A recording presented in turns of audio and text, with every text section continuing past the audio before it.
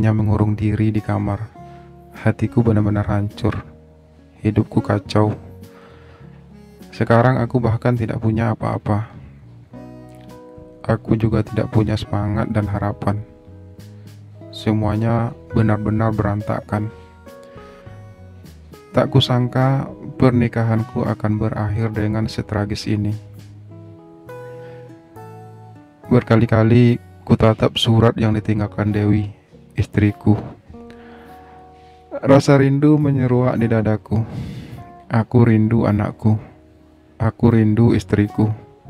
Aku rindu suasana bahagia di rumah sederhana ini. Air mataku menetes lagi. Entah sudah berapa kali aku menangis dalam seminggu ini. Hatiku perih. Aku merasa lemah, tak berdaya untuk mempertahankan rumah tangga kami. Suara ketukan terdengar sangat keras di pintu. Aku bergegas berdiri. Aku tahu itu Bu Ros. Sudah seminggu. Dia pasti ingin menagih. Wajah garang Bu Ros menatapku. Aku hanya terdiam. Sudah seminggu. Jika kamu belum punya uang juga, kamu boleh kemasi barang-barangmu dan silakan pergi dari sini. Suara Bu Ros lantang. Beberapa tetangga nongol keluar. Aku masuk ke dalam. Tidak ada barang apa-apa di rumah ini sekarang. Semua sudah terjual. TV, kulkas, kipas angin, semuanya. Aku hanya mengemasi pakaianku yang sudah sebulan tidak dicuci. Aku masukkan pakaian itu ke dalam tas bututku. Aku memang harus pergi. Aku tak berhak lagi tinggal di sini. Lagi pula, Dewi juga sudah pergi. Ia tidak akan pernah kembali lagi. Aku melangkahkan kakiku pelan, meninggalkan rumah kontrakan penuh kenangan itu. Diiringi tatapan para tetangga yang sebagian sudah tahu cerita pilu keluarga kami.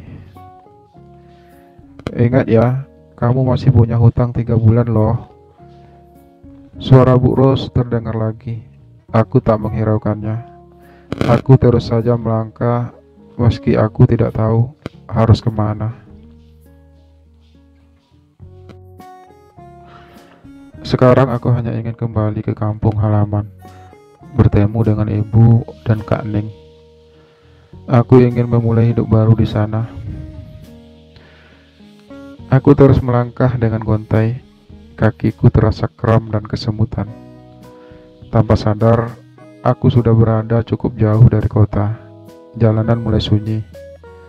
Hanya ada beberapa kendaraan yang lewat. Aku tahu, aku berada di jalan lintas antar kota. Arah perjalananku cukup jelas, menuju kampungku. Tapi jika aku terus berjalan kaki, mungkin hampir setengah bulan baru sampai. Beberapa kali aku melambaikan tangan setiap ada mobil yang lewat, berharap mereka berhenti dan memberikan aku tumpangan. Aku tak punya uang yang cukup untuk ongkos pulang.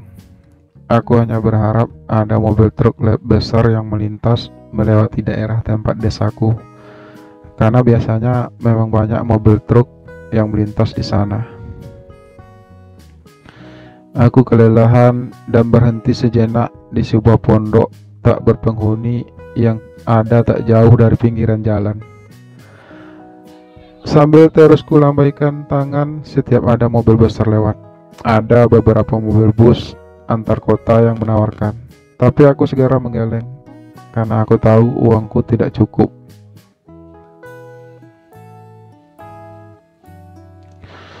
Setelah hampir setengah jam duduk di sana dan senja pun sudah mulai datang, tiba-tiba sebuah mobil truk berhenti melihat aku yang melambaikan tangan dengan lemah.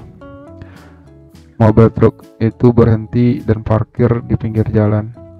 Aku segera berdiri dan sedikit berlari menuju mobil tersebut. Tapi tiba-tiba pintu mobil truk tersebut terbuka. Seorang laki-laki parubaya keluar. Aku menghentikan langkah karena aku lihat laki-laki itu turun dan berjalan mendekat.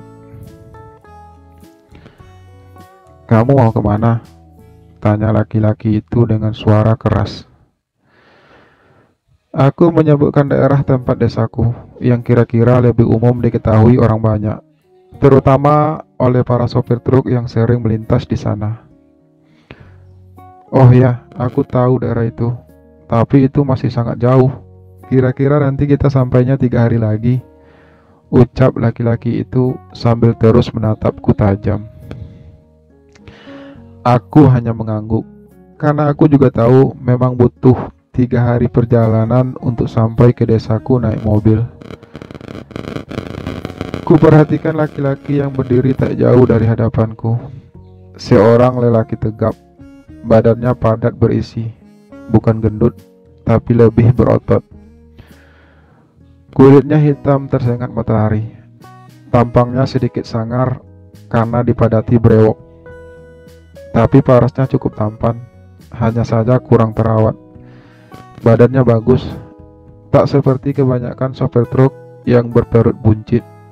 Perut laki-laki ini datar dan terlihat berotot, karena ia hanya memakai singlet, jadi lekuk ototnya terlihat jelas.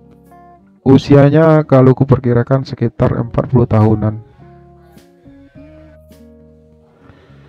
Aku duduk di samping sopir truk tersebut, dan mobil truk itu pun mulai berjalan perlahan.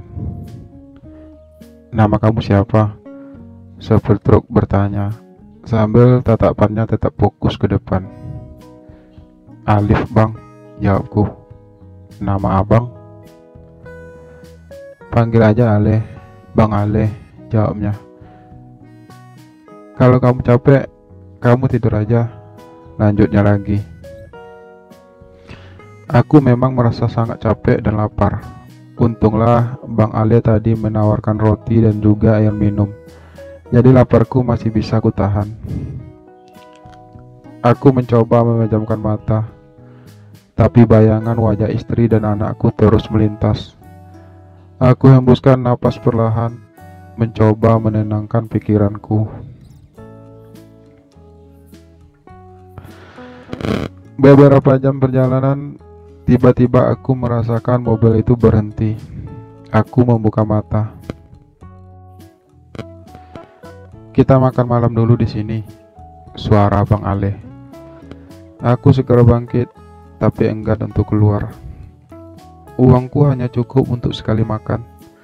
Kalau aku makan sekarang, aku akan kelaparan 2 hari ke depan. Untuk itu aku memejamkan mataku kembali, mencoba untuk tertidur. Tapi tiba-tiba Bang Ale membuka pintu di sebelahku.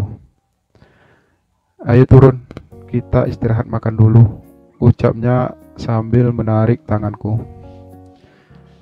"Aku masih kenyang, Bang," balasku. "Udah, aku tahu kamu belum makan dari tadi siang. Kamu gak usah takut, abang yang bayar." "Tapi Bang..." "Udah, ayo turun. Aku gak mau kamu mati dalam mobilku." Suara Bang Ale terdengar kasar, tapi aku tahu maksudnya baik. Aku jadi tidak enak hati dan segera turun dari mobil.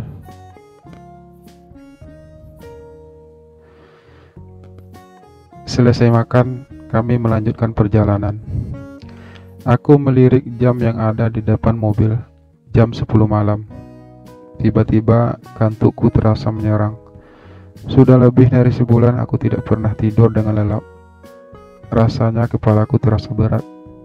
Aku pejamkan mata dan mulai terlelap. Entah sudah berapa lama aku terlelap, hingga tiba-tiba aku merasakan Bang Ale mendekap mulutku dengan tangan kekarnya. "Kamu tak usah melawan," bisiknya di telingaku. "Dan jangan berteriak. Di sini sepi, jadi percuma kamu berteriak," lanjutnya. Aku berusaha mengedarkan pandanganku sekeliling. Terlihat gelap dan sepi. Entah kemana Bang Ale membawaku. Yang pasti kami tidak berada di jalan raya lagi. Saya sudah kasih kamu tumpangan dan makan, jadi sekarang saatnya kamu melayani saya. Bang Ale terus berbisik di telinga saya. Tangannya semakin kuat membekap mulutku. Aku hampir sesak kehabisan napas. Tiba-tiba aku merasa sangat takut. Ingin rasanya aku berlari dari situ. Tapi aku tidak tahu harus lari kemana. Di luar sangat gelap. Lagi pula bagaimana bisa aku melepaskan diri dari Bang Ale yang sangat kuat. Kalaupun aku melawan, aku pasti kalah. Akhirnya aku hanya bisa pasrah, mencoba mengikuti keinginan Bang Ale. Perlahan aku mengangguk. Bang Ale mulai mengendurkan bekapannya. Aku pun bernapas lega.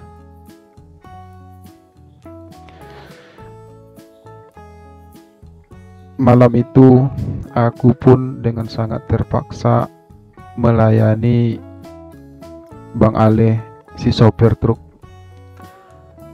Aku tak bisa melawan lagi. Bang Ale sudah merencanakannya dari awal.